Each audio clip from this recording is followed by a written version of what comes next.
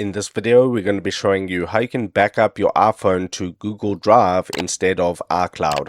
If this does help you out, drop a like on the video, subscribe down below, and let's just get into the video. So first go to the settings app on your iPhone and click your account center on the top.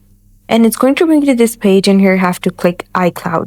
Once you're on your iCloud page, it's going to bring you to this page, and here you have to click Photos. And here you have to just turn this option off. Let's say sign this iPhone and then go back. Now go to the Google Photos app on your iPhone.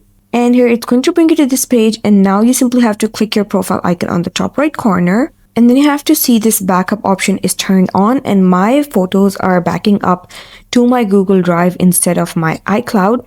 You simply have to click Google Photos settings, and here you have to click backup, and then turn this backup option on over here. Just toggle it on, and it's going to just back up your pictures into your Google Drive instead of your iCloud. And that's the only method that you can use. You can only use it for your photos because iPhone doesn't give you an option to add your Google account and back your all data into your Google Drive or Google Apps. The second thing that you can do is go to your files and select any file over here, and then click share, and then slide this section over here. And here you'll find this drive option. Click this drive option and save it over here by clicking upload. Once you click upload, it's going to upload this file to your Google Drive, but you have to do it manually for each file. And that's how you can back up your iPhone data to your Google Drive instead of your iCloud.